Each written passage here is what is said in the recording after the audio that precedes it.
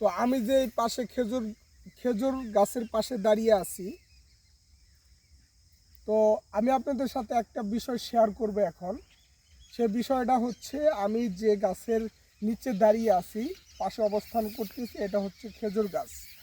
তো আমরা খেজুর গাছ থেকে আমরা রস সংগ্রহ করি, আর এই রস দিয়ে গুড় এবং অন্যান্য অনেক কিছু তৈরি করা হয়, যেটা আমরা খাবার হিসেবে গ্রহণ করি, খেয়ে থাকি। তো আমি আপনাদেরকে সচেতন করে দিচ্ছি এবং আপনারাও নিজেরাও উপলব্ধি করতে পারবেন এই সম্পূর্ণ ভিডিওটা দেখার মাধ্যমে, যে আমরা যে খেজুর রস খাই, এটা কিভাবে কারা কোথা থেকে সংগ্রহ করে, এটা কিন্তু আসলে আমরা নিজের চোখে দেখি না। তো আজকের পরে আমার মনে হয় না যে আমার আর খেজুরের রস খাওয়ার তৃপ্তি থাকবে।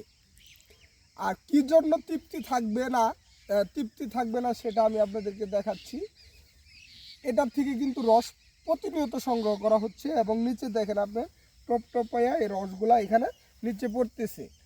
এখানে একটা আপনার হচ্ছে কাঁচি বা দা দিয়ে এখানে কেটে পরিষ্কার করে এখানে রস পড়ার জন্য একটা উপকরণও কিন্তু ব্যবহার করা হয়েছে। এদিকে আসো, কিন্তু এই উপকরণ যে ব্যবহার করছে, দেখেন এখানে কি পরিমাণ পোকা মাছি টাছি ইত্যাদি পড়ে আছে।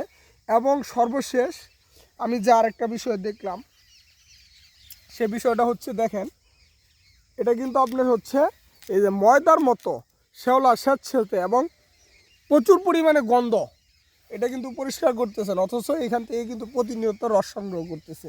এবং আরেকটা মজার বিষয় আমি আপনাদেরকে দেখাচ্ছি, সে বিষয়টা কি, এই যে কাঠিটা টান, এই যে দেখেন এই কাঠিটা, এখানে দেখেন কি পরিমাণ পোকা লেগে আছে, ঠিক আছে, এখানে কি পরিমাণ পোকা, এই যে কালো কালো পোকাগুলা দেখাও তো,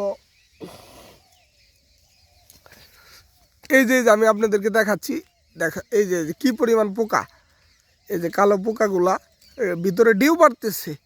তো সুতরাং আমরা যারা খেজুরের রস খাই এবং এই রস খাওয়ার জন্য দূর দূরান্তে চলে যাই, তো আপনারা অবশ্যই দেখে শুনে রস খাবেন। তো দেখে শুনে রস খাবেন কী কারণের জন্য, দেখা যায় যে এই গাছ থেকে যদি এই মুহূর্তে বা আগামীকালকে কেউ বা আজকে কোনো যদি খেজুরের রস খেয়ে থাকে, তাহলে অবশ্যই তার পেটে সমস্যা হবে। এটা আমি 100% গ্যারান্টি। কারণ কী জন্য গ্যারান্টি, তো এই যে অবস্থা, এই অবস্থায় কি কোনো কিছু খাওয়া যায় নাকি? তো সুতরাং আমরা যারা খেজুরের রস সংগ্রহ করি এবং আমরা যারা খেজুর রস খাই, তারা অবশ্যই এই বিষয়গুলো খেয়াল রাখবেন, খেয়াল করবেন। আর গন্ধ, ব্যাপক গন্ধ, তো আসলে এটা পরিষ্কার করে এখানে আপনি যাতে পোকা না লাগে, এগুলা যা যা করা উচিত। আর এই খেজুর রস সংগ্রহের কিছু নিয়ম কানুন আছে, এগুলো অবশ্যই মেনে চলা উচিত এবং মেনে রসগুলো সংগ্রহ করা। আমরা সর্বোপরি সবারকে সতর্ক করে দিচ্ছি, আপনারা এই বিষয়গুলো খেয়াল করে খেজুরের রস সংগ্রহ করবেন এবং খাবেন।